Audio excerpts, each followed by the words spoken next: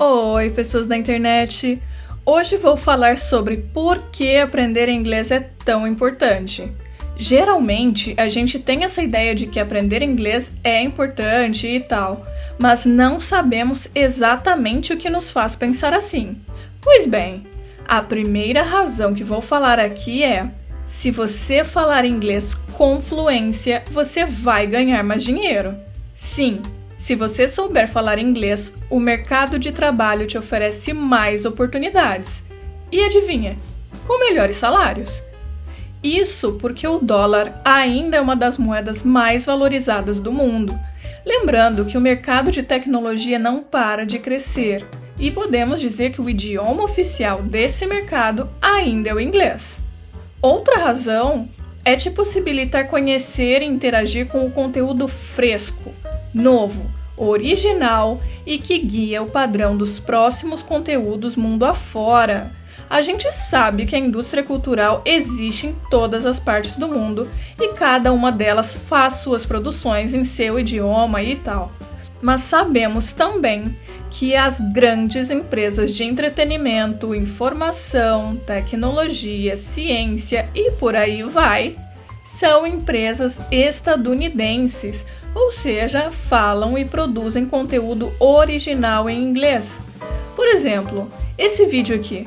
Você está assistindo ele em uma plataforma norte-americana, o YouTube. O próprio nome da empresa é em inglês. Uma das maiores ferramentas de pesquisa da internet é o Google. As maiores, mais usadas e mais rentáveis redes sociais também são norte-americanas. Facebook, Instagram, WhatsApp, o recém-batizado X, que até pouco tempo atrás era chamado de Twitter. Claro que a Ásia entrou no jogo e não entrou brincando. Países como Índia, Japão e China estão produzindo e ganhando cada vez mais público ao redor do mundo, mas o idioma mais popular do mundo ainda é o inglês. Ainda tem a indústria cinematográfica, como Hollywood, tem os streamings como Netflix, podcasts e acesso a praticamente todas as músicas do mundo pelo Spotify, Apple Music, Deezer. Marcas como Nike, Coca-Cola, McDonald's, as farmacêuticas e de tecnologia, enfim, algumas nem têm origem nos Estados Unidos, mas não chegariam a todas as partes do mundo sem ter uma sede por lá. Isso já seria motivo suficiente para termos, no mínimo, curiosidade em aprender o idioma que essa galera fala e pensa. Agora vamos falar sobre algo que me incomoda profundamente e que me fez ter a ideia de fazer esse canal: o bendito elitismo no ensino e na aprendizagem de inglês. Antes, vamos falar sobre a ideia de elitismo. Bem resumidamente, o elitismo se apoia na exclusividade, ou seja, não permite acesso para todos. A elite sustenta sua identidade com coisas que poucos têm acesso. Esses dias eu vi um post em uma rede social que dizia que quando o último cidadão de classe média tiver botox ou harmonização facial, a moda vai se tornar ser o mais natural e sem procedimentos possível, e as pessoas com procedimentos estarão fora de moda. Esse post simples já explica bem no que a elite se apoia. O que só determinada classe social pode consumir é exclusivo, portanto, no ponto de vista elitista, é melhor. Quando esse bem ou conhecimento se torna popular, perde o valor. Afinal, exclusividade requer que poucos tenham esse bem, serviço ou conhecimento. E a graça para essa galera está em ser único ou fazer parte de um clubinho bem seleto e geralmente bem caro. Saber inglês não fica fora dessa ideia. Algumas pessoas usam o conhecimento como forma de exclusividade, comentários sobre viagens para o exterior e ter falado inglês nessa viagem, ou ter vivido no exterior e aprendido inglês em algum curso caro. Já trazem um tom de eu posso e você não pode. E esse tom me irrita. É legal morar fora, é legal aprender inglês e tal, mas se comportar feito um tonto por causa disso é o que me mata. Eu aprendi inglês aos poucos durante anos. fui aluna de escola pública e fui perseguida por anos pelo verbo to be 1, 2, 3, verbo to be o retorno e todas as versões até terminar o ensino médio. Quem estudou em escola pública na década de 90 até 2000 e pouco vai se identificar. Hoje em dia eu já não sei se continua assim. Sinceramente, eu espero que não. Aí eu fiz um curso pago no Brasil e aprendi um pouco mais do que o básico para ler meia dúzia de coisas em inglês e falar o mínimo numa conversa. Bem, a vida seguiu assim até que um dia eu fui morar em um país onde o inglês é a língua oficial, Malta. Lá eu aprendi no dia a dia, conversando com nativos e me forçando a aprender cada vez mais. Até o dia em que, justamente por ter essa noção equivocada de que teria que pagar um curso no exterior para realmente poder dizer que sabia inglês, ou ter um certificado, que aliás eu já tinha, mas eu nunca usei para nada, eu pesquisei e fui até a recepção de um curso e disse que gostaria de me matricular.